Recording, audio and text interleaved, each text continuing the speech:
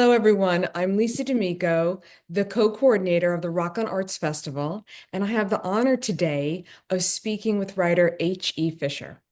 It is such an honor to talk with you, truly. And to get started, I'd like everyone to know more about your background and what you do. You are, I say writer, but that is a really an umbrella term that covers so much more than what I could say.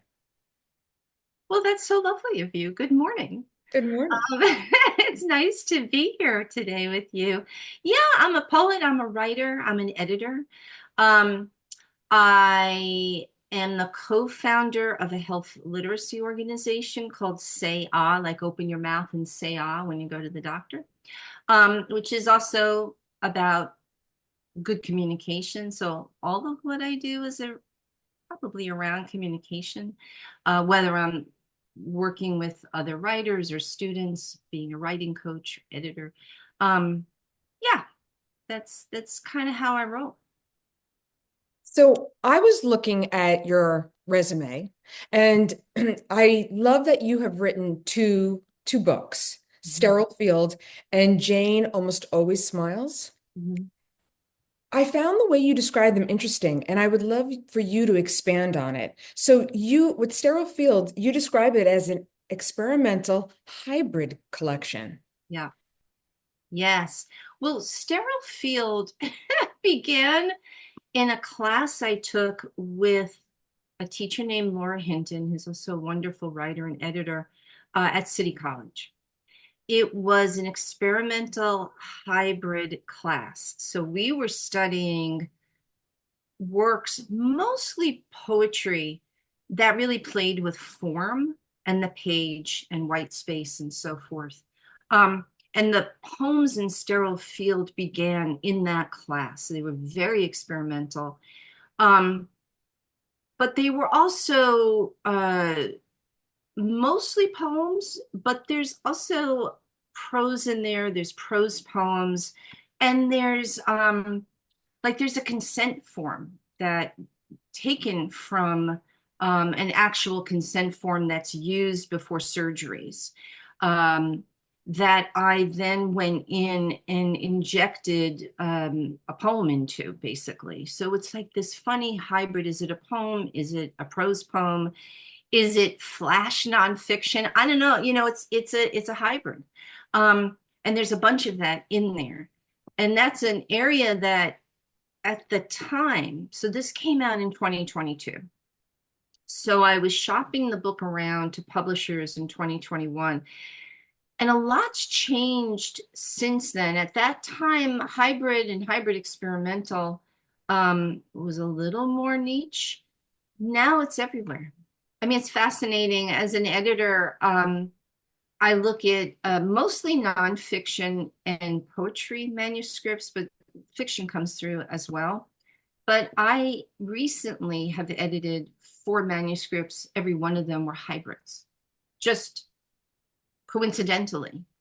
I don't know what's happening, but I feel like people's voices are edging into, they're pushing boundaries is really what I think is happening. And I feel like more and more presses and publishers are seem to be much more open to, what's experimental. And it's hard to say at this point, right? So it's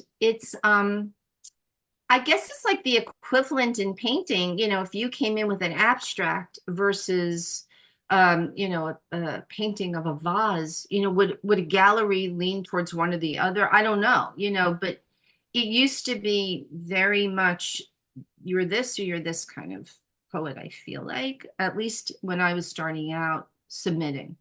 I felt like I had to target experimental presses or presses that were more open to experimental work or hybrid work. Now it's rare that I hesitate sending something that might not be considered more formal poetry.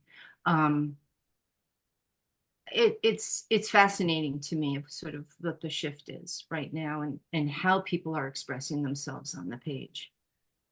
When you prepare for a book, what is your selection process? Are you creating work specifically for the book, or is it coming from your larger body?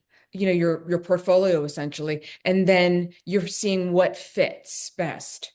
That's a great question. It depends on what I'm working on. Sterile Field and Jane Almost Always Smiles very much had like their own themes and lanes that they were working within. Sterile Field was talking about my husband's first heart transplant. He's had two.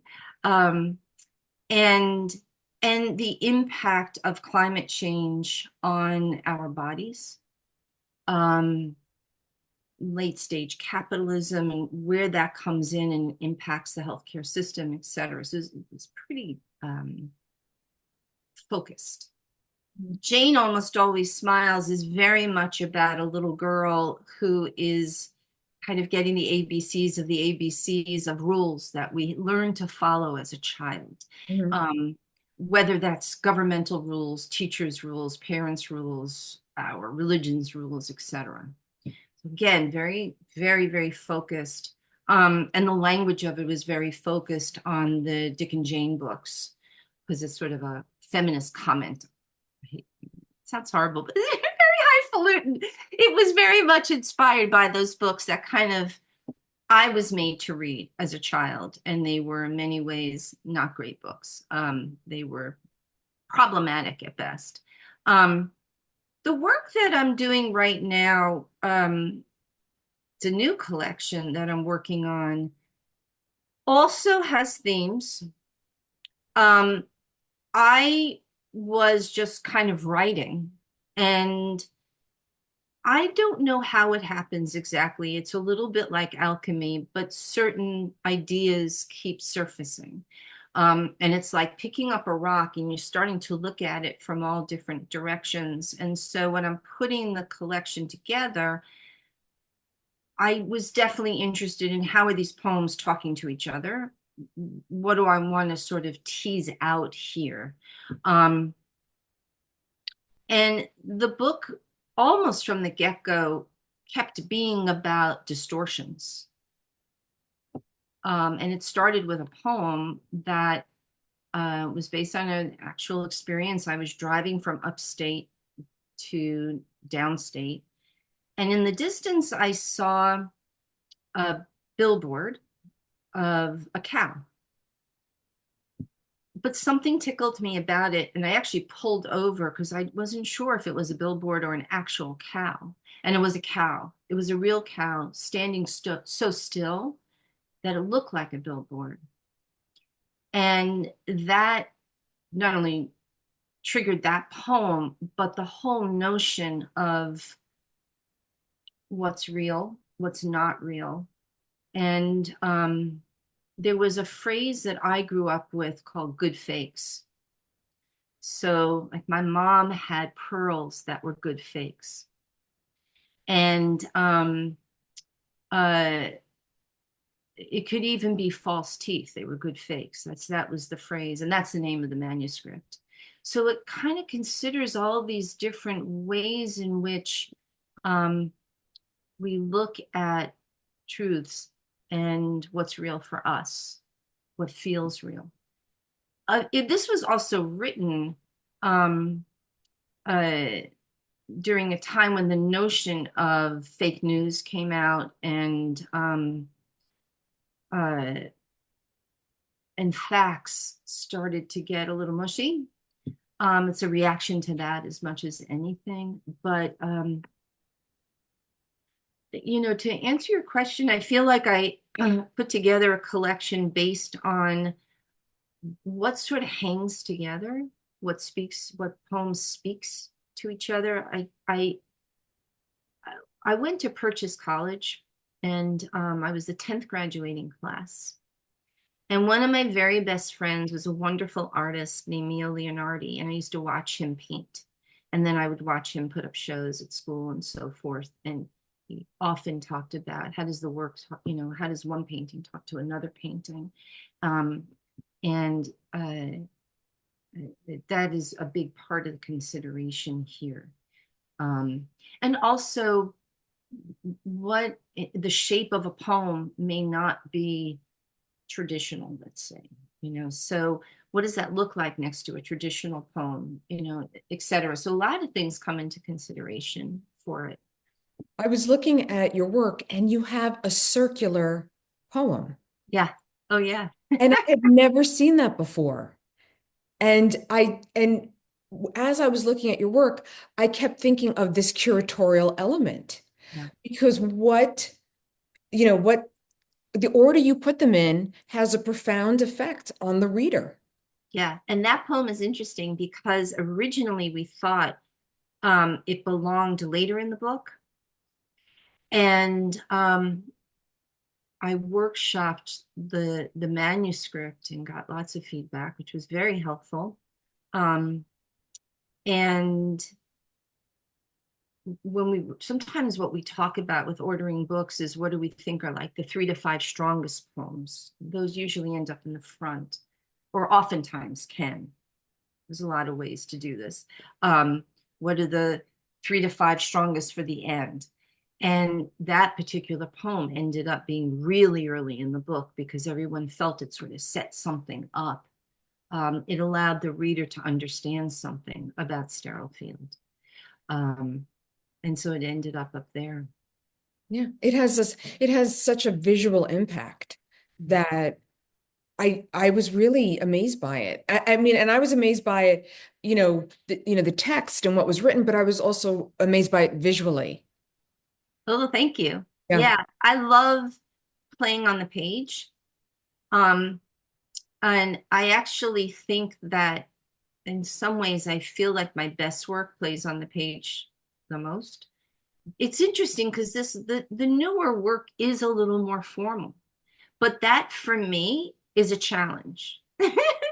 Like not being experimental, like trying to adhere to certain forms, whether it's a sonnet or whatever it is, a ballad. I just wrote a ballad. Um, uh, or maybe I did. I tried to. Um, but I'm curious to see on the new work that I'm working on, like what will be playing on the page for me now. Right. And my goal is always to a couple of things, like to not kind of edit myself as I'm writing. Like there's always, I do a lot of revision, but just sit down and sort of say what I mean and mean what I say, and let the poem teach me what it wants to be about, and not kind of the poems I go in and I'm gonna write about my mom. Those tend to be not successful for me. It's too much consciousness in there. It's not enough playfulness, for lack of a better word. Um, you have a blank canvas. It's intimidating in some ways, but if you just say to yourself, just go. I mean, that's what I'm always encouraging students to do and clients. Hmm. It's I don't want to feel uptight when I'm writing. And in fact, sometimes I'll have those days where I'm just like, "Ugh, it's not coming. Yeah. And I'm too conscious of it. And it's when I can just go. And I sometimes do my best writing of an initial draft, like right before I fall asleep. And I'm in my phone in notes, typing. Why do you think that is? Well, I think it also happens when I first wake up because I don't think there's interference at that point. I think it's just me in my head going, feeling like there's a flow there without an editorial voice tweaking and coming in to say, oh, no, no, no, don't do that. Um, I've been reading a lot lately. And one of the things I love to do is a word will about at me, and there's some little something in me that will save that word, like, oh, I love that word, like I never used that, I've never written that word ever. Iron. I saw it last night. Iron, that's a really cool word, has so many meanings. Maybe I'll play with that, maybe I'll work on that. There's something that happens because I'm often reading late at night, um before I go to bed, like it helps me go to bed. I don't know, I think it's like the door gets opened and I can just kind of walk through and it's easier for me. Same Mm. thing in the morning. Morning is the best time for me to write or rewrite, revise. Yeah, I think that all artists have their own personal like groove Yeah. that works for them. Yep. For me, I like working late at night Mhm. when I feel like the whole world's just kind of asleep. At least to me Mhm. it is. I get that. Yeah, Yeah. I really enjoy that. Before we go, I Yeah. want to ask you, um, as an accomplished writer and educator, what advice do you give your new writing students? I always hear teachers saying and writers saying, read, read, read. And I get that. But I what agree. else should somebody who enjoys writing but hasn't honed their skills yet, how do they focus better? It's a great question. And I have this conversation often because I work with a lot of young students who are writing. Um, Sometimes they're writing poems, sometimes they're writing college essays, to go to college. Um, write, they just write, read for sure, but write. Just keep doing it. Try it. Like, don't, there's a lot of, I get very worried about the way uh, books are being handled in our schools. And one of the things that I saw, even with my own kids who are now young adults, um, was the way reading was taught. Everything was annotated. Like you couldn't just read something. Everything had like, but kids' books would be like filled with post-its because everything had to be annotated. That really worries me. And I don't know that kids K through 12 are even encouraged to write other than a term paper or lab reports and that kind of thing. I get students who, because they're working with me and having, the luxury of having a writing coach, right? And you're like 16 or 17. I mean, I don't know what else. I mean, it's a lot for them. They're getting a lot of feedback on their work, but the more they do it, the better they get, the better they get. And some of them just start to fly. Um, it's very exciting to see. And I think that a lot of what I do is give them permission to think on the page. Just go write. You kind of give them Everything wings. lives inside of them. Yeah. They are the citation. So go write. Just do it. For you, did you have a teacher or teachers that kind of lit the fire in you? Absolutely, I did. I was very, very lucky. First of all, at home, I grew up around a lot of readers and writers. Wow. Um, and but in school, I had a couple of teachers in high school who really encouraged me. Um, and and then I went and studied writing at Purchase, and I had mentors there. Um, and that was really phenomenal. I've been very lucky in that whether it was at Purchase and later at City College, and I do a lot of work at Hudson Valley Writers Center with Jennifer Franklin and our Wednesday writing group. I have a lot of wonderful people in my writing community, and many of those have been mentors to me. Um, uh, and that is a gift. It's a gift to be around other writers and to have people that take the time to read your work and give you feedback, fellow writers and students, that's just, it's phenomenal. It really is. It's a gift. Thank you so much.